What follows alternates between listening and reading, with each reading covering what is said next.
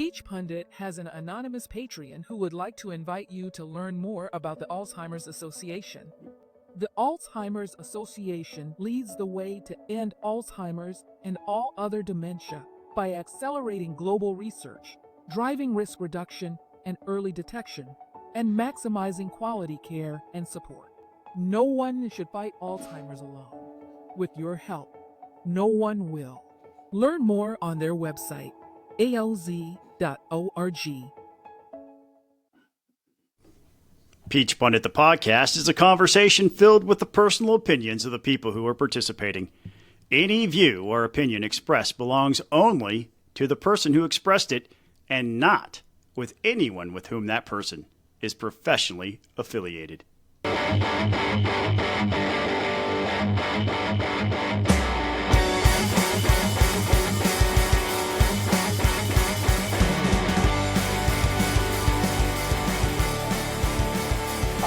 Never not air drum when that song comes on. And I'm not saying that just because I recorded the song and I wrote the music and all that stuff. I will air drum whenever I hear that song. Howdy, folks. Welcome back to another episode of the Peach Pundit, the podcast. I am Jason Pye, joined by Scott Turner and Buzz Brockway. Guys, it is good to see both of you, especially after being out more recently than I thought I was going to be. But yeah, I was at the beach last week, and the last thing I wanted to see was you two. I don't blame you. I don't blame you. We tried to hold it down. I think we had a pretty decent episode last week. We were nervous about Sine Die, and apparently for really good reason, which we'll get into. Maybe different than we thought, but and I know I'm sitting there on vacation and someone pooped in the Capitol. Not in a bathroom. Yes, Buzz, tell the story. You were there. Yeah, so I will not name names in order to protect the guilty or the innocent. You decide. You know who it was? You make it seem like you know who it was. Okay. I don't know who it was. There are strong suspicions. I had the same thought there, Scott. This is news, breaking news. But yeah, so I'm standing there and I see these two guys talking, and they are just laughing hysterically. And I walk up, say, "Hey guys, what's going on? If something funny's happening, I want in."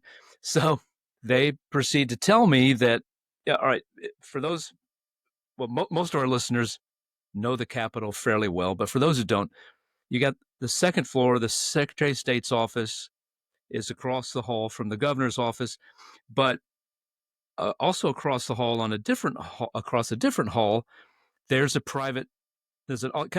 weird little alcove. Office, alcove that and in that is a restroom, and so that is the bathroom that most of the folks who work in the Secretary of State's office and probably in the governor's office too. It's close, and so that's where they go. Somebody walked in there to avail themselves of the facilities, and there's somebody had squeezed one off and it's laying there on the floor, and so the gentleman I was talking to worked in the Secretary of State's office. He was tasked with getting to the bottom of this. And so anyway, hilarity ensued. And I thought, my friend Scott needs to know about this because the Peach Pundit, the Twitter account on this. And little did we know that, pooping prematurely, kind of became the theme for the night. So with the Senate leaving early. Not being able to hold it. Yeah, not being able to hold it any longer and just getting out of there, is kind of the theme of the night. So shoot. So and I will say this, we've been promised an exclusive when and if they find out more facts about this incident. It's silly because that room there's a restroom not too far from there. You just got to go up the stairs from there, and the men's room is right there. The women's room is right there. There's really no excuse. Is there any reason to believe this person was maybe drunk? And it was Sine Die, so there is drinking. But there's limited access to that room, which is... You got to have a key, right? Why, they probably know who it is already.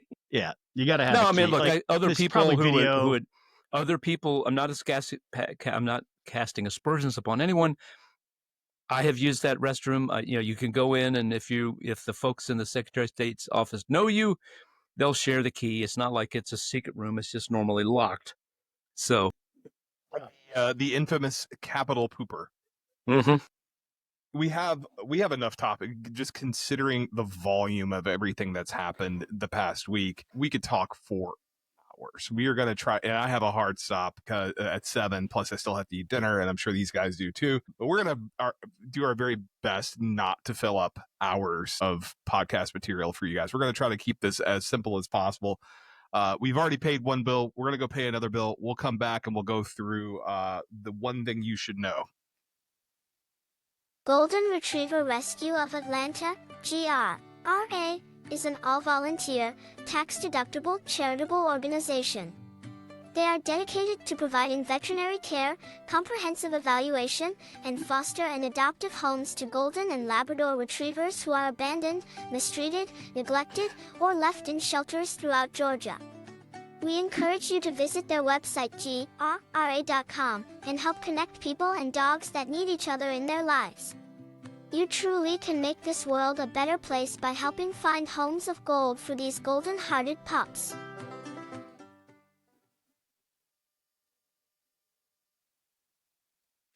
So, guys, I want to talk a little bit about. I'm going to go first this week because I think this is a thing that a lot of people are, in addition to the stock market, one of the things people are watching is what's going to happen in Washington on the tax bill. And as we have noted before, that in order for Congress to consider something under budget reconciliation, the first thing that the House and Senate has to do is agree on a budget resolution. The House passed their budget resolution. The concurrent resolution is H-Con Res 14. Sent it over to the Senate. The Senate amended it, left all the original House instructions in, but also did some stuff on their end and sent it back to the House. The House will be taking a vote on that tonight. In fact, probably while we're recording. And I have no idea what to expect. On Monday, I said I default to this thing probably is going to pass. But I'll note that they voted on the rule to provide for consideration of the bill earlier, and 3 Republicans, one of whom I did not expect, voted against it.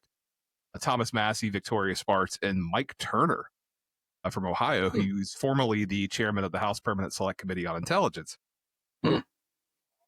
So there has been a lot of pushback inside the House, particularly amongst conservatives who say the Senate budget resolution doesn't go far enough on the spending side. What they are referring to is the fact that while the House reconciliation instructions call for $1.5 trillion of spending cuts, and that is it's actually 1.4 and some change, but we'll call it 1.5 to be generous. That is a floor on spending cuts. The Senate budget reconciliation instructions call for a floor of $4 billion in spending cuts.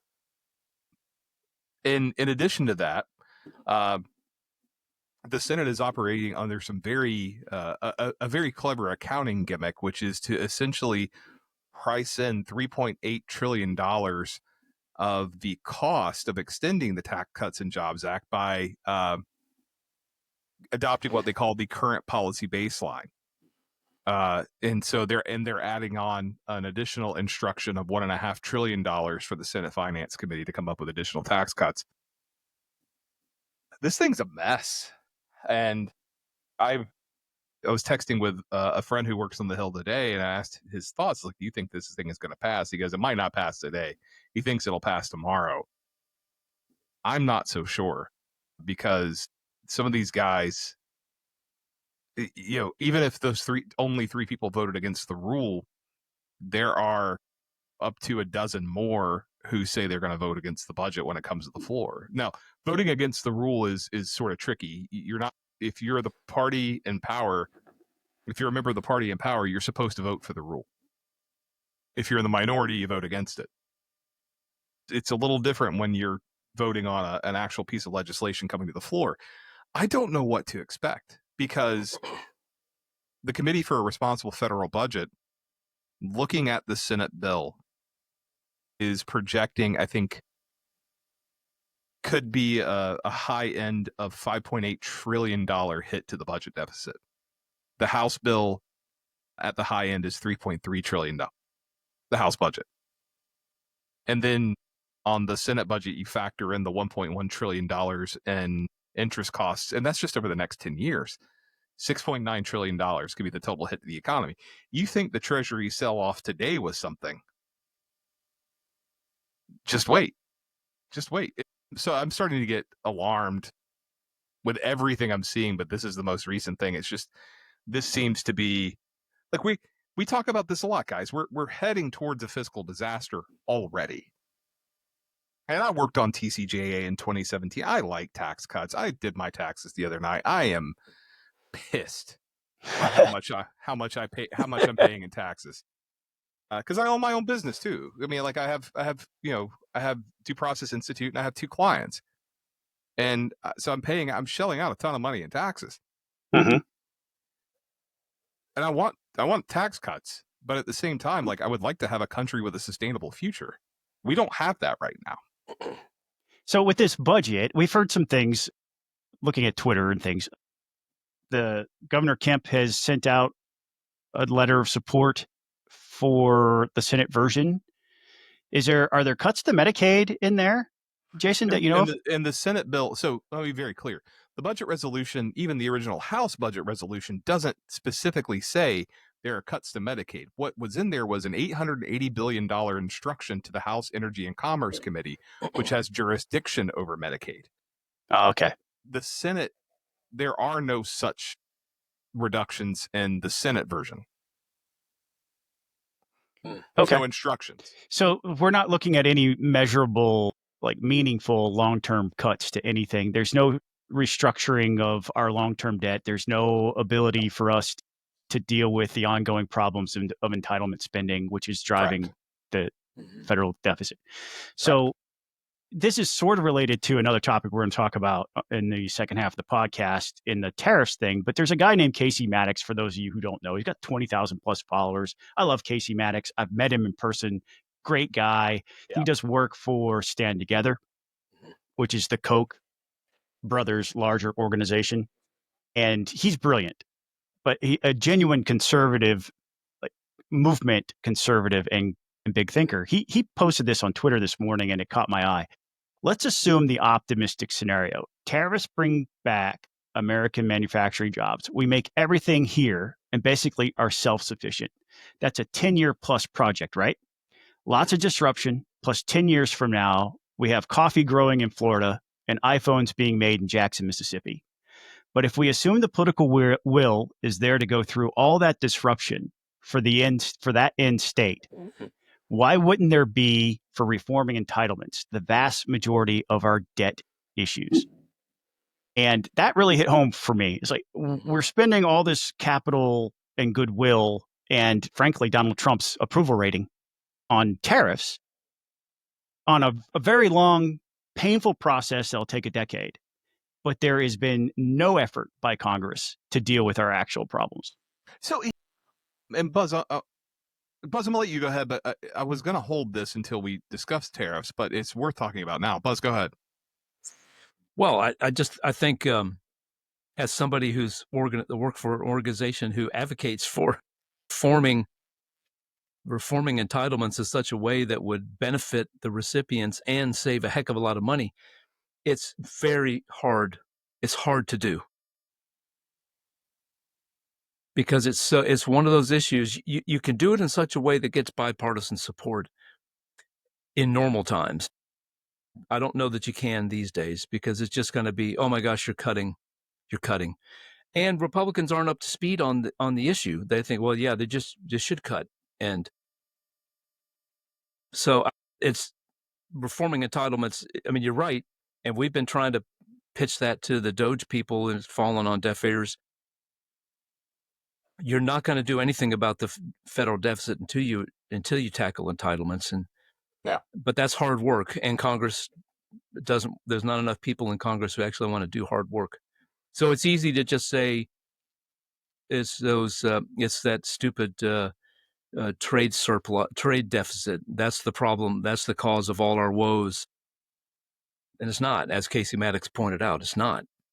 No, the manufacturing index of the United States is actually quite Oh, yeah. high. Yeah. I mean, it's down compared to like the Great Recession years, but the manufacturing index is quite high. Yes, we've seen 'Cause we don't- reductions in Yeah, we don't produce T-shirts. We don't assemble iPhones. We produce high-tech stuff that we and defense stuff that we ship all over, and aerospace stuff that we ship all over the globe. and I want to get, because Scott touched on something, you know, you talk about political will, and so there, I was recently made aware of something called the loose name of this is called the Mar-a-Lago Accord, and I can stop soon, Scott, because I know I need to move on, and I can bring this back up when we talk about tariffs. But the Mar-a-Lago Accord, it's this long-winded thing that Stephen Myron wrote in November 2024 that basically the tariffs that we just saw imposed were the first step. And it basically involves, like, you have to have political will to do this, to basically devalue the United States currency, to lower trade deficits. And it's hard to explain on the surface level. I'm currently writing something that kind of touches on it, but with the political will required to do that, and them blinking today, Yeah.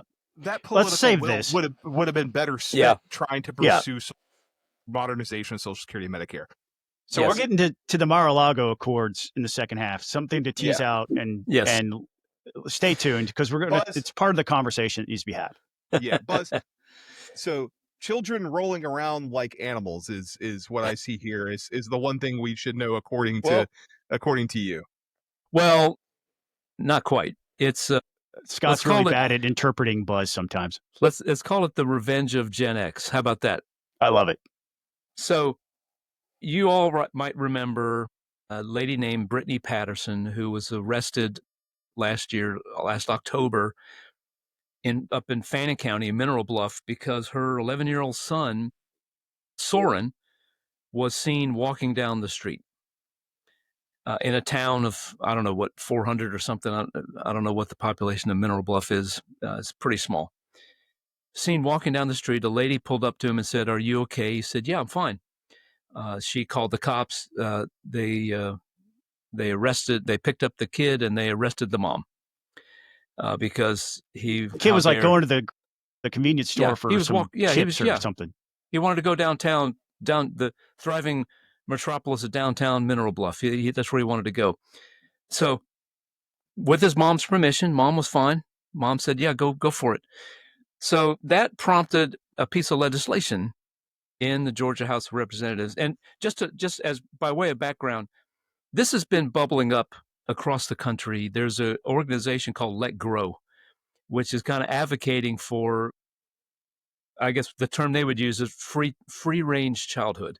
We need to let our kids roam around and do stuff and play outside and not be under constant supervision every moment of every day, where we adults don't let them do stuff that frankly used to happen in this country 15, 20, 30, 40 years ago. Like when I grew up, I was outside all the time doing all sorts of stuff all over the neighborhood, riding my bike. Same. And some of it's not, I don't want to dismiss people who are scared, because there have been horrible things that have happened where kids have been kidnapped and so forth. And there are predators out there who try to lure kids away. But it's incredibly rare. So and what's kind of set in, and what the Let Grow people do, and actually Jonathan Haidt talks about this too, that as a result of this, we have kids, you couple that with cell phones and devices, and you have kids who, unfortunately, there's skills that they're not learning what to do. They're not learning how to resolve conflict with each other, because they're not out on the playground getting into scuffles with a peer and have to figure out what to do, how to solve that situation. That happens less and less. They're living a life online, which has benefits, but it also has a lot of downsides. So anyway, you've got this kind of let grow movement that is around the country and urging bills like what passed in Georgia to pass. And it was Senate Bill, let me pull it up here, Senate Bill 110. It passed both houses. It's being shipped off to the governor for signature. And it essentially would say we are going to allow, as long as there's not blatant disregard, as long as if there's reasonable independent actions by the children where the parents know or the guardians know, that's okay. And DFACS doesn't have to get involved, and local police don't have to get involved. And so I hope the governor signs this bill, because I think it's a good step in the right direction. Jonathan Haidt, I've heard him speak. He's produced a little card that his son carries around with him that says, whatever he's doing right now, as long as it's legal, he has my permission to do it. And so if he's ever approached by cops or some nosy adult, so no, Dad says it's okay right here. This is like Ron Swanson's "I can do what I want" card. Exactly. Kudos to Senator Anna Vitarde for bringing this. There was a lobbyist who got involved, Jesse Weatherton. Kudos to him. And this would be a big win for the Let Grow movement that's across the country, and encouraging kids to get out and explore and do stuff and run the risk, skin your knees and fall out of a tree. All that, it's okay. It's okay. And we parents, especially our millennial and Gen Z, as they become parents, let your kids get out there and roughhouse and do stuff. It's all good I heard for is them. that Buzz Brockway wants your kid to get kidnapped and murdered, and that's all I heard. I mean, this Yeah, is we'll this only is lose what- we'll only lose a few. Okay, The math works out in the long run.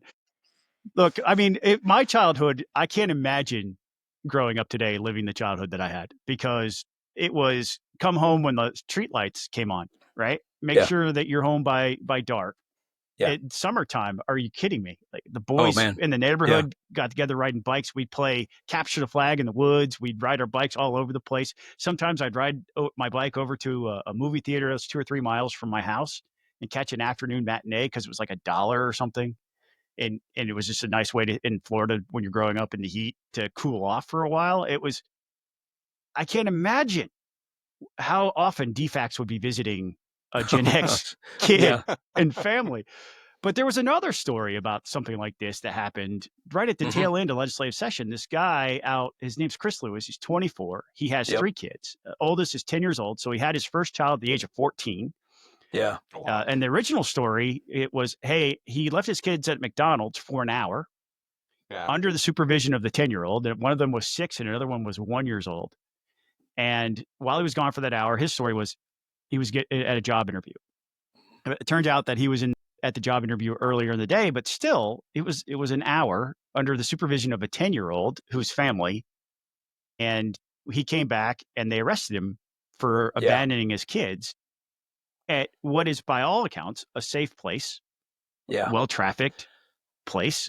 There's lots of people at a McDonald's, especially at that time of day. And it's like, what are we asking the government to do for us here? What is the role of government that we want? Do we want them to play like parent to the parent in this role? And I can't see any real justification, especially that story up in Ringgold. That kid was in a very safe community. Everybody knows everybody up there. It's silly that she got arrested for that. I mean, it's also, you're also imposing, like, being an elder millennial, exennial, whatever the hell you want to call me. I mean, I can't imagine growing up in a situation where my parents were like, I was always under supervision. Like, I was out. I mean, Reagan's 9. I mean, when I was 9 years old, I was out playing with my friends. We goofing off, like we weren't getting into trouble. We were just being stupid kids. Yeah. And like, when I heard my name called at, whatever time it was to come home, that's when I came home. Yeah. I was far enough away sometimes where I didn't hear it. But, but like, I see the constant supervision. I mean, I can imagine there's some childhood trauma that's going to come along with that stuff, and which is something I'm very cognizant of with Reagan at home. It's gotten so bad. My middle daughter works at the University of North Georgia in their advising department. There are moms who show up at the advising meeting for a college kid to decide what classes the student's going to take at the next. And my daughter's like, we can't, we're not supposed to talk to the parent. We're supposed to talk to the student. We're supposed to work with the student. Here's the classes that you need to take for your major. Here are the times. So this looks like a good plan for you for the next semester. When registration opens, run over and do that. Not supposed to be talking to moms. So moms are, and it's more than one, many moms show up at this to negotiate on behalf of a grown person. Because when you're in college, you're of legal age. Stuff that these students should do for themselves, they're either afraid to, or mom won't let it happen. And so I think, this is a good law. I hope, as I said, I hope the governor signs it. But then we parents have to respond and have to say, let go. It's okay. If I see a kid in an otherwise safe situation walking down the street, don't assume the worst. I don't need to call the cops. That's other stuff to worry about. Right. Now, if you see one getting thrown in the back of an unmarked van, call the cops. Yes, absolutely. But use some judgment. Yes. Anyway. Scott, let's that's talk my topic. So the one thing you should know, according to Scott, is the political fallout of adjourning before 9:15 on Sine Die. Scott? So I did not go to the Capitol for Sine Die for the first time in ages. And I didn't do it intentionally because I had accomplished my objectives for the year, and I didn't want to tempt fate. I didn't want somebody to see me in the hallway, get mad and say, let's see if we can mess with Scott, because that stuff does happen. And I didn't go. I wanted out of sight, out of mind, and let them do their thing. But I get this text message from Buzz at a little after 9 at night saying, Senate's gone. Senate's gone. And then my phone started blowing up from House members. And I got 7, 10 different House members texting me saying, can you believe this? Have you heard anything? What's going on? What are they thinking? And so we started digging in, trying to figure out, why would they do that? The moment it happened, Alan Powell was in the well presenting an amendment to the Senate substitute on one of the speed camera bills. Now, if you recall, the speed camera bill was a big issue throughout the legislative session. There were 2 separate bills passed by the House. The Senate, earlier on Sine Die, I think right after lunchtime, but before dinner, and I might be slightly off, but it was several hours before they adjourned, passed both of those legislations, both of them heavily edited. And the one version that Alan Powell had, they had made it so that local governments could run these speed cameras at any time of day. And it also had removed the signage that would notify people, you're heading into one of these camera enforced speed zones, and here's your speed, which was required under the original, which was a safeguard, guardrail, if you will, that Alan had put in place, Representative Powell. And they took that out. They took both of those things out, and then they allowed the local governments to run them 24 hours a day if they wanted to. And that obviously is the opposite direction of what was intended by the House by passing both of these pieces of legislation. The second bill was Dale Washburn's bill. It had banned them altogether. And the Senate had changed that to have a sunset 3 years from now, meaning that the current law would remain in place, the current usage of the cameras would remain in place, but at the end of those 3 years, if the legislature did not pass a new bill re-upping them, that the current system would remain in place. And we already know that there are problems with the current system. For example, it's a civil versus criminal. You don't have due process. You can't go to court. They take your tag. They won't let you renew your tag. You have the opportunity, there are reports, even by our own Patreon and contributor here, Ryan Purvis, is an example of getting a ticket for a city that drivers have never been to. And somehow they're now responsible for paying a fine. Well, that bill and Alan Powell's bill, since they were changed in the Senate, have to go back to the House for an agree.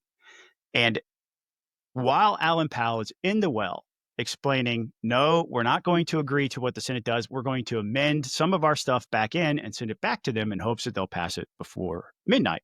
While he was in the well, they adjourned. At one point, it dawns on Alan, we just heard everybody starting to talk about how the Senate has adjourned Sine Die while he's in the well.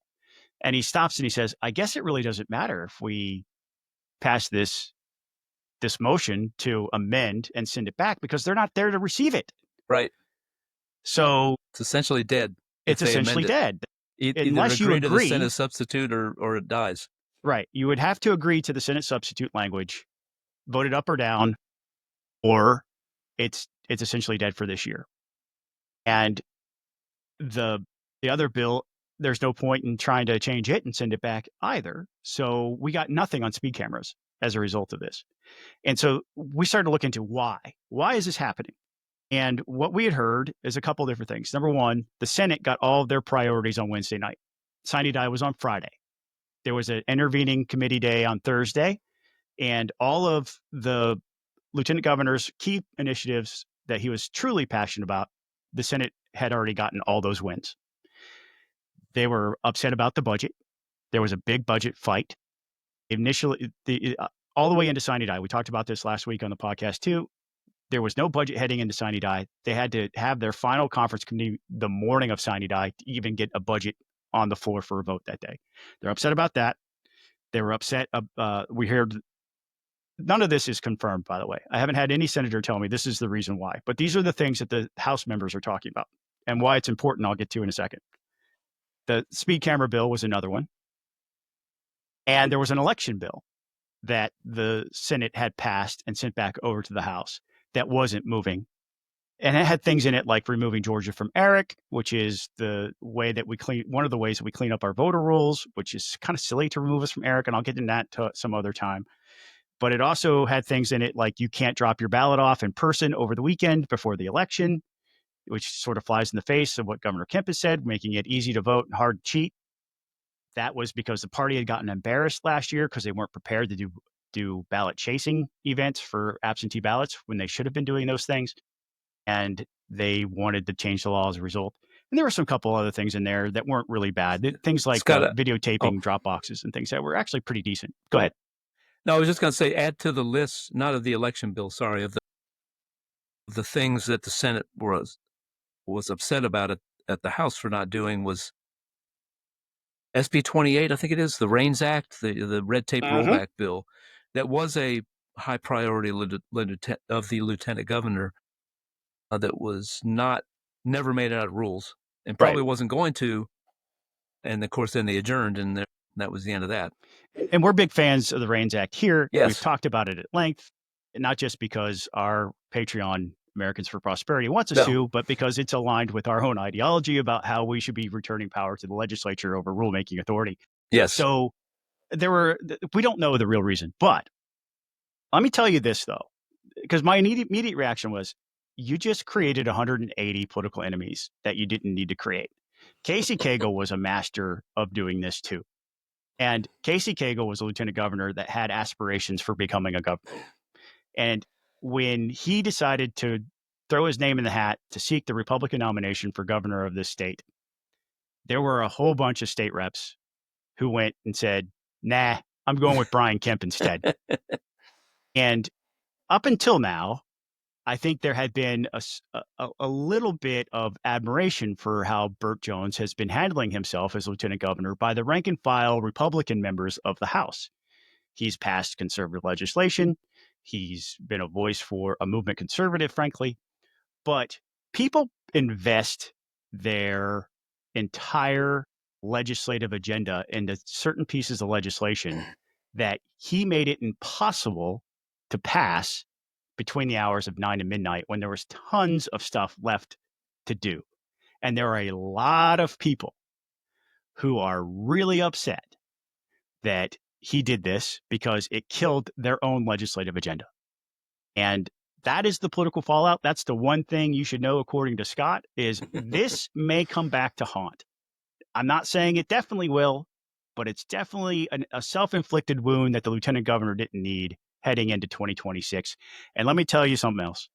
With all those guys in the Senate running against each other for various offices, whether it's AG, lieutenant governor, or something else, the Senate has been set up for 26 to be just taken advantage of by the House. So I would, Scott, you raise great points, and I think the lieutenant governor, when I got there in the morning, people were saying Senate might adjourn early. I'm like, yeah, whatever. I mean, they always say that, though, don't they? Both chambers. I remember Speaker Ralston said, we don't have to stay till midnight, and then we would and beyond, right? So I just dismissed it, and apparently everybody, yeah, we stay past midnight so we can get cameras. Yes, right. I just dismissed it as just typical Sine Die chatter. But apparently the lieutenant governor was serious. he was even, and there were even, as you got later in the day, there were people saying they're gonna adjourn at a little after 9 is what I'm hearing. It's like, nah.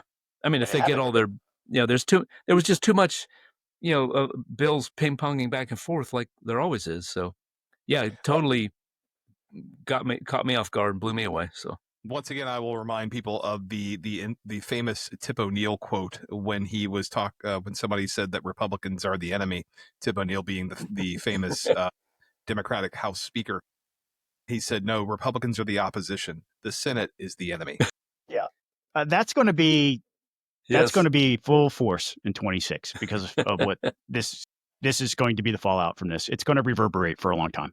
No, it sounds like it. It certainly sounds like a cluster, what. Folks, we're going to take a short break. We will be right back. Conservatives Concerned is a network of political and social conservatives who question the alignment of capital punishment with conservative principles and values. Our programs include educating conservatives about the failed death penalty system and mobilizing them to bring about its end. We come to this issue for a variety of reasons.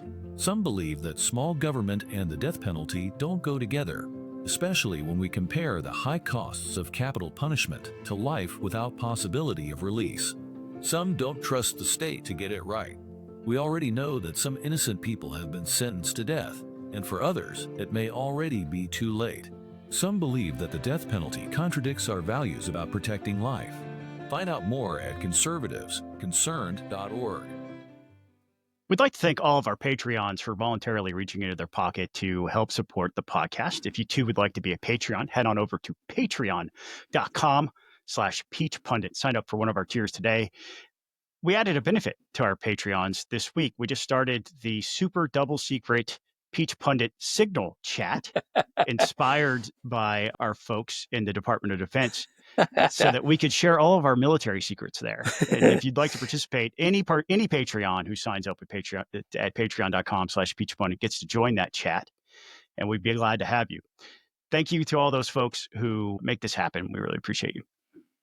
Speaking of our Patreons, I actually had a talk with one of our Patreons recently, Reed Powell. So hopefully Reed will, since he is one of our Patreons, will join that Signal thread because he's a good dude. So we're going to talk tariffs, and we saw a pretty notable recovery today, partial recovery. The stock market's still about 3,300 points, I think, off of its high. From I think December was the high. So we still have a ways to go. But it was pretty evident last week that the stock market didn't like what it was seeing in terms of tariffs. And things were, I think you shed 6,000 points in 2 days, roughly, give or take. You saw losses, and as well as a few other days. I think there was a gain one day and then losses other days. And then the bond market started to take a hit. And when I say the bond market, I'm specifically referring to the 10-year Treasury yield. You want the lower the yield, the less we pay.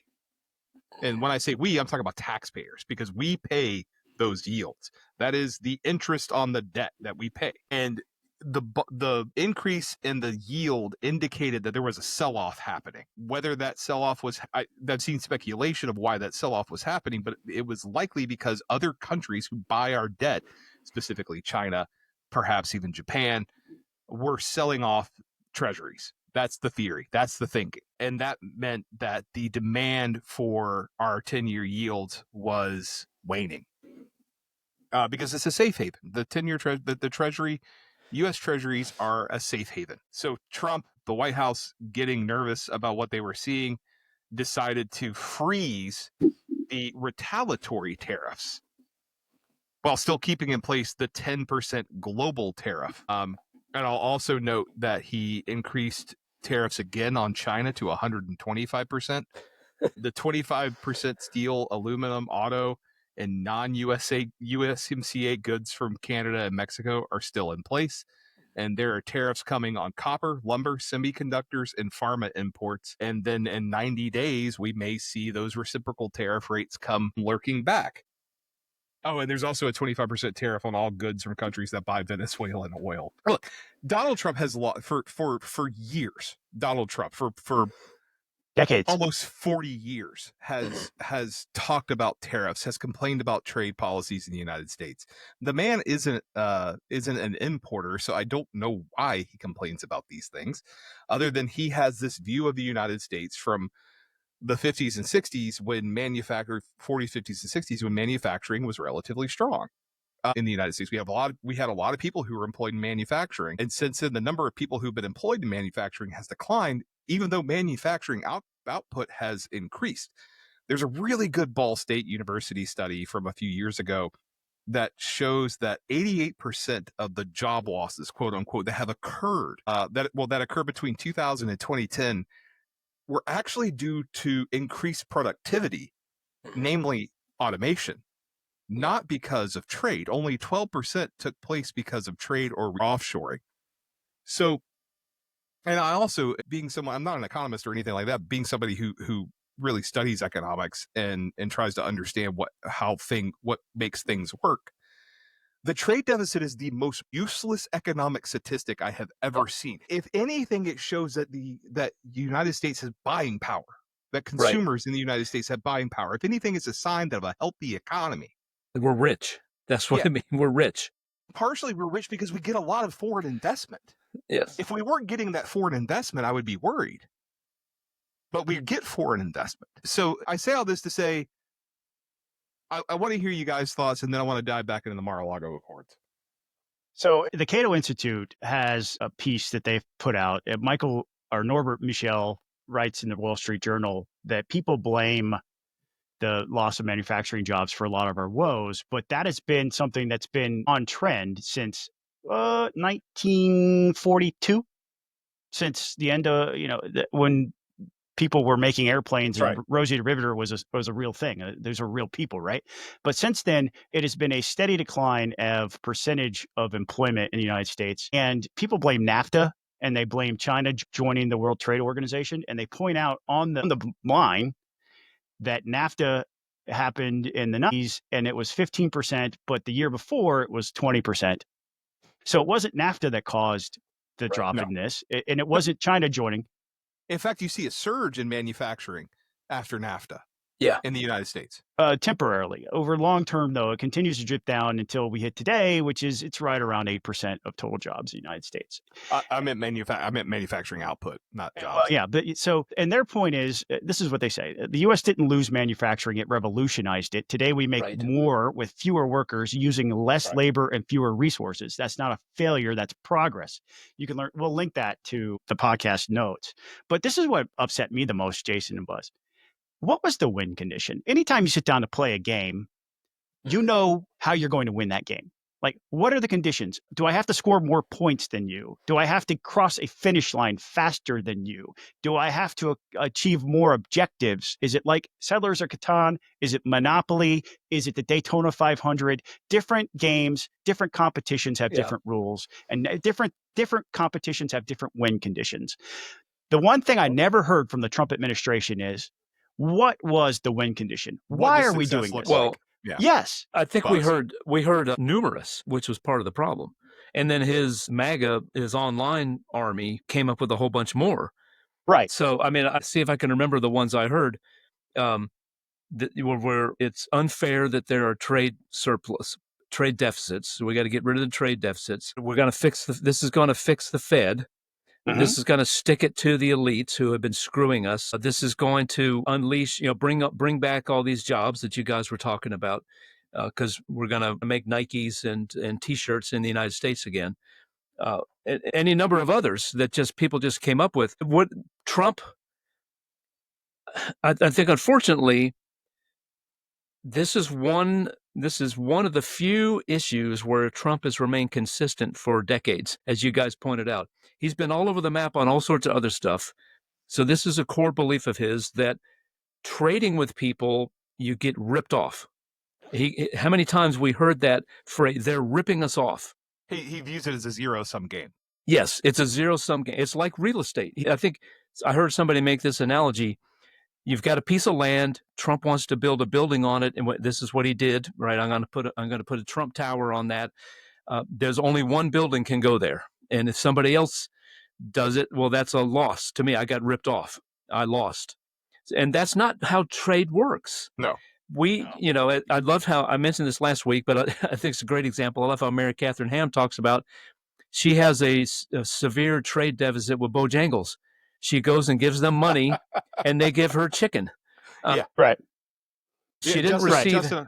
Justin Amash talked about his trade deficit with the grocery store. Yeah. Right. Trade deficits are a myth because you're getting something in return for the money that you give. Like you're getting value in exchange for what you're giving up. That's right. And there is no such thing as an unfair trade because you have agency. You don't have to buy the thing.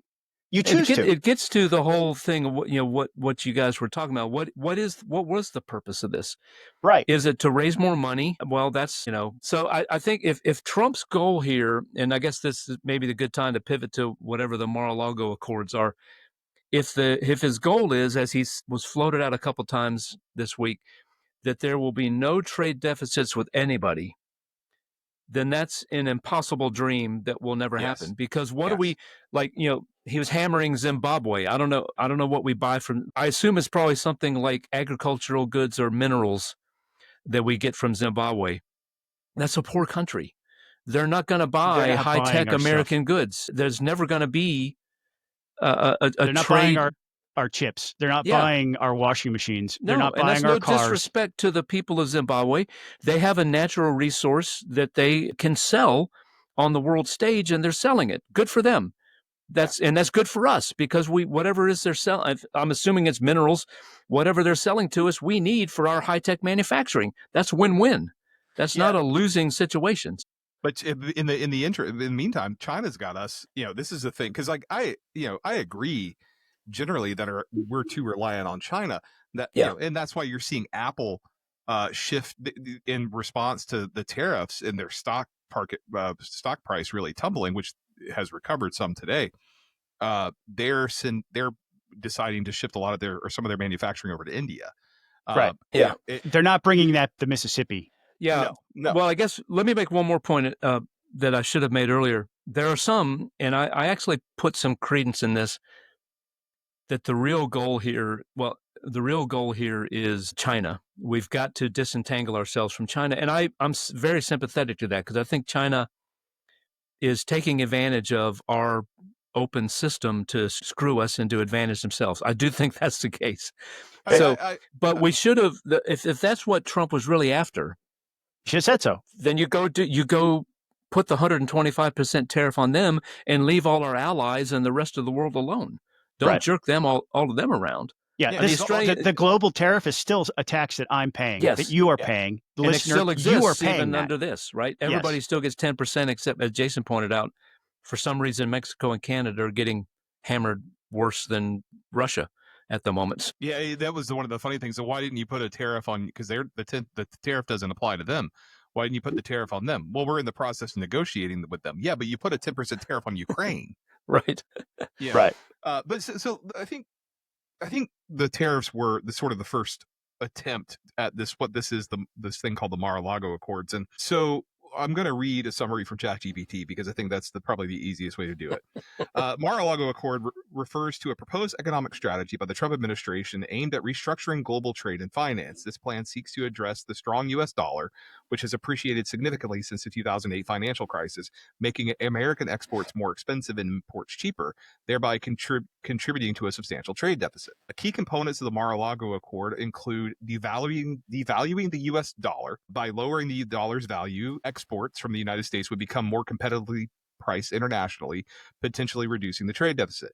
Debt restructuring. The plan proposes that foreign holders of U.S. Treasury securities exchange their existing holdings for new non-tradable 100-year century bonds.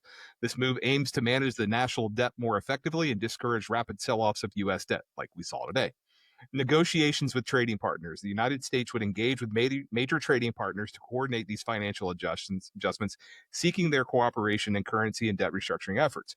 Seeking their cooperation is an interesting way to put it, because what we've seen, the way they plan on negotiating this is through brute force. It's through bullying. It's through these high tariffs to seek to bring these people to the table, these countries to the table, to negotiate trade deals that are more favorable to the United States. I've been told that Donald Trump is the negotiator in chief, Jason. Certainly he can pick up the phone and make a call to somebody and just start conversation. Isn't that, I mean, that's what he told us during the debates, right? That's what he said.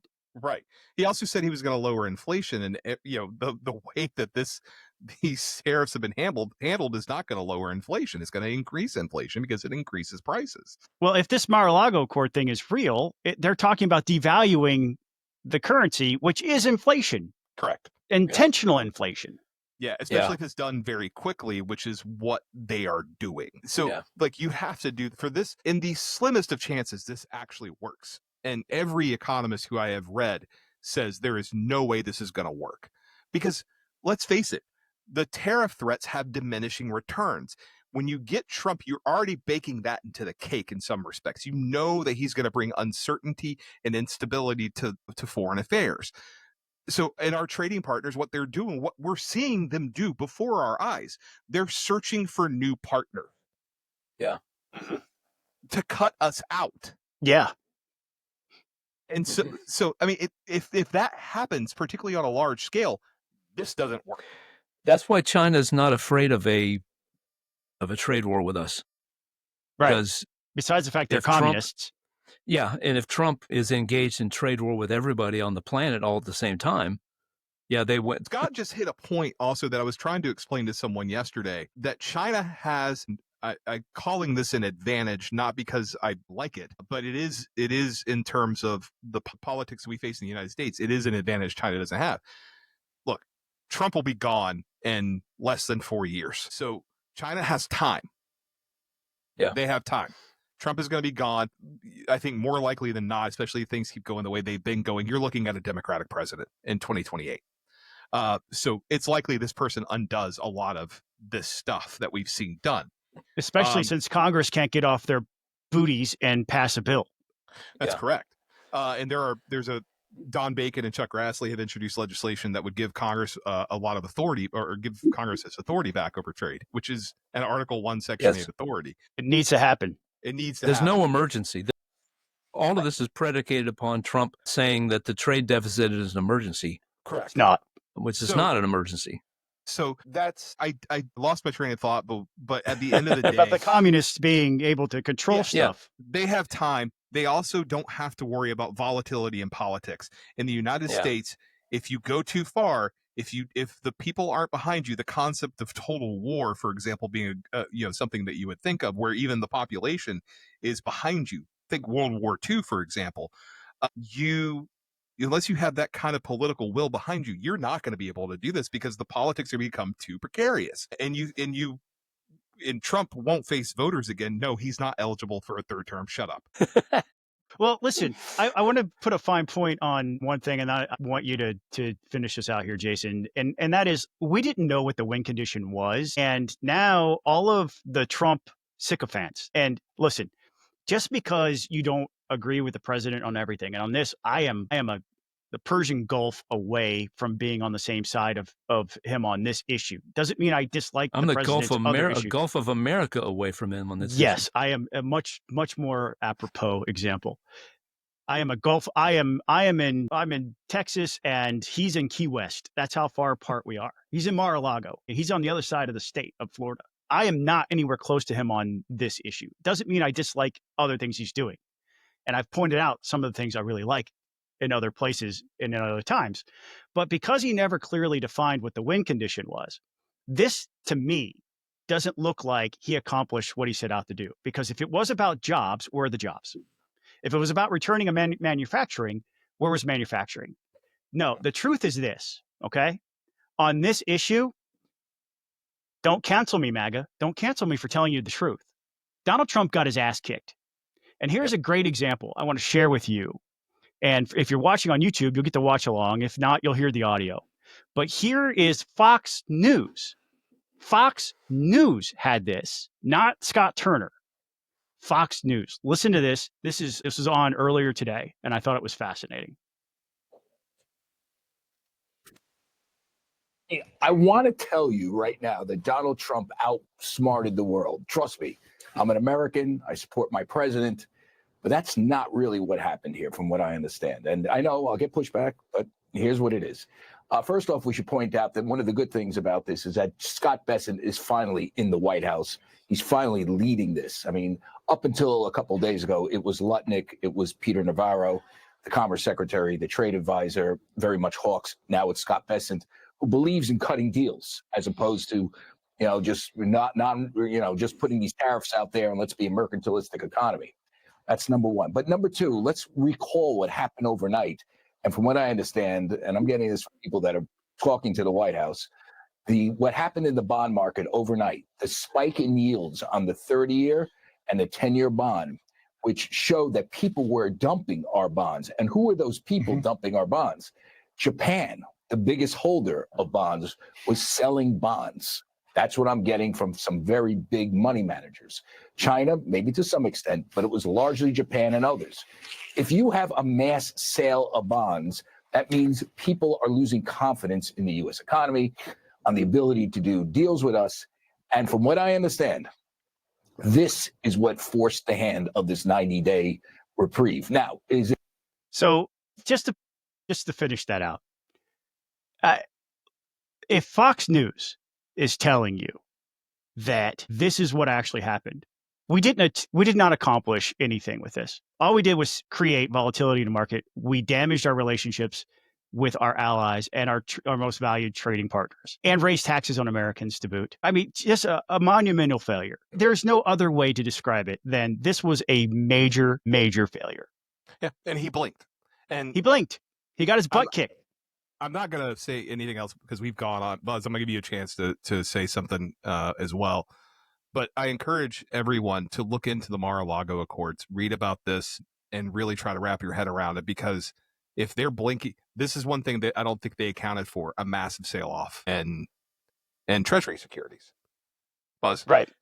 I'll just say this: I think some of the things that the president wanted to do, for example, can be done through negotiation. There are some countries, it would be great if, with the European Union countries, for example, that they didn't charge any tariffs on and we were able to sell more goods to them. That would be great. You do that through negotiation. You do that through free trade agreements. Like, some of the stuff that we're going to end up achieving, if we achieve it, is if he hadn't backed out of the Pacific trade agreement. I forget what the exact name of it was, but it was going to be a trade agreement in his Trans-Pacific Partnership. Yeah. If he hadn't backed out of that, we would have had that in place since his first term. I think some of this stuff can be accomplished that will be better for America, will be a win for everybody, will allow us to sell more goods, will allow us to manufacture more things here because the demand for our products will increase around the world. Do that stuff.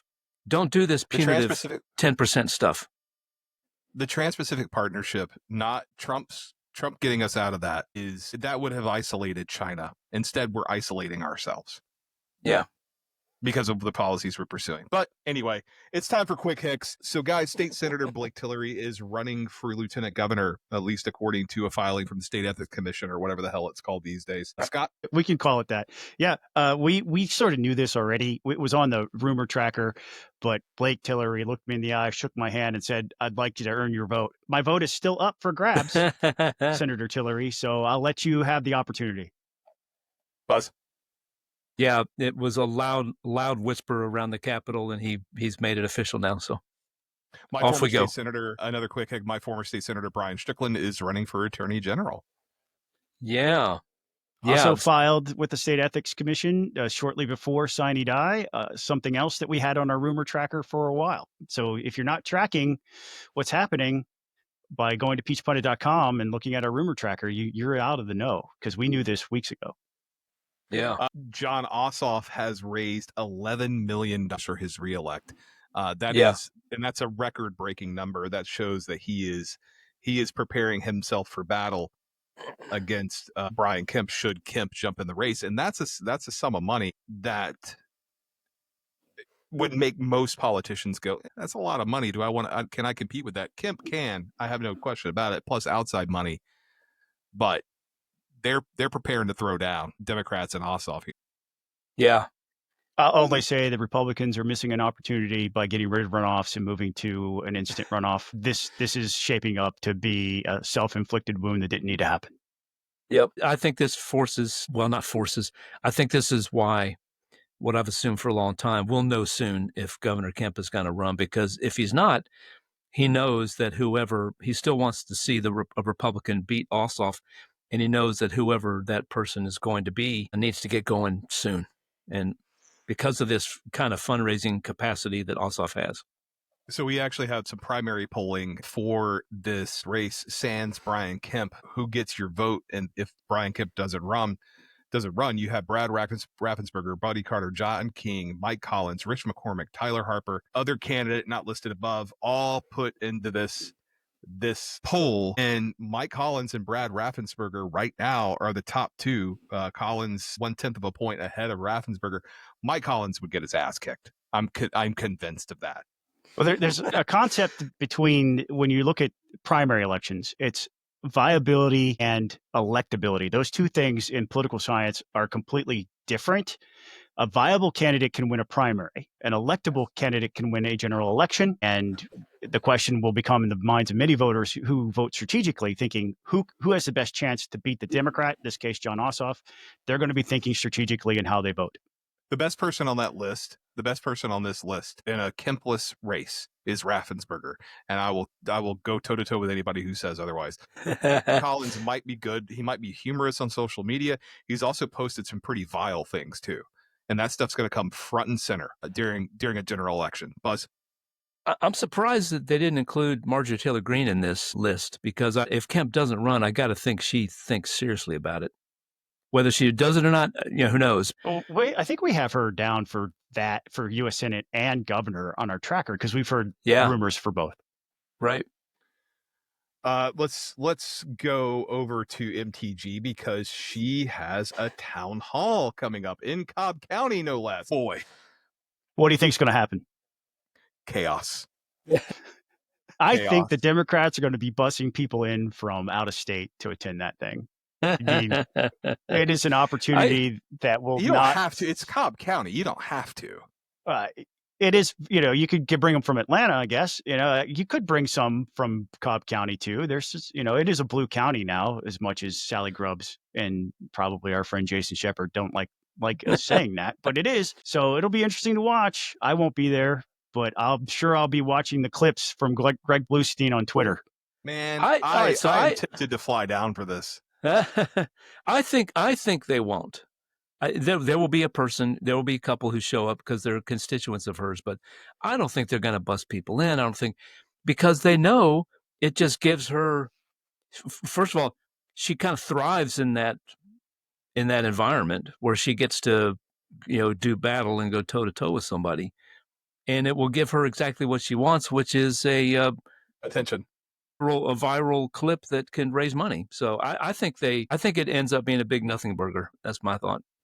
We'll see. We'll see. I mean, I think there's no easier target than Marjorie Taylor Greene, who, by the way, before the stock market tanked, did a massive sell-off, apparently, at least according to one news source that was linked on the Drudge Report. Bought a bunch of treasuries. She bought treasuries, hundreds of thousands of dollars of treasuries. Yeah. Which is an indicator that she was in on it. And I'm old enough to remember when Doug Collins raked Kelly Loeffler over the coals in a contested election for U.S. Senate for that same exact insider trader nonsense that Marjorie Taylor Greene is. Not to rehash the tariff discussion, but there's a lot of folks who make note of that Trump, less than an hour before he announced the 90-day pause, posted on, I guess it was Truth Social, saying now's a great time to buy. Yep. So Union City is getting a new standalone ER facility.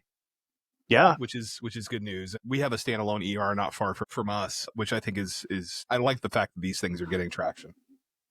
Yeah, this is something that Democrats have criticized Governor Kemp and Republicans in the legislature, saying that it would be impossible without the expansion of traditional Medicaid. And here they are at the groundbreaking today, making it happen without that. So Democrats are just not credible sources of information when it comes to healthcare. I was thinking as the tariff debate was raging on that tariffs for certain people on the right in the MAGA coalition have become like Medicaid expansion on the left. It's a magic pill that can cure everything. Tariffs was going to fix everything. Democrats for years have been saying there's just nothing that Medicaid expansion, no problem that Medicaid expansion can't solve. And here, good for Union County, good for Governor Kemp. I see the picture that you sent us, Scott, of Garrison Douglas, his press guy, tweeting it out. Groundbreaking. That's awesome. Let's have more of it. The tariffs are a shibboleth in MAGA, just like Medicaid expansions is a shibboleth for Democrats. Yep. Ladies and gentlemen, thank you for listening to the podcast. Every single month, we have folks who reach into their pockets and voluntarily give us a few bucks, $5 a month. Is all it takes. If you're at the $10 level, you can join us in the chat. Right now, there's somebody in our chat who has named themselves Not From the Atlantic, maybe. So welcome to the chat. Thank you for participating and being in there with us. If you wanted to join them, you can be at the $10 level. We have other tiers as well. Be happy to show you that at peachpundit.com/peachpundit. Go on over there. If you're not going to do that, please hit the like and subscribe button. Leave a comment wherever you're listening to this. Let us know that you're listening. Let us know what we got right, what we got wrong. And those folks are the people who rock.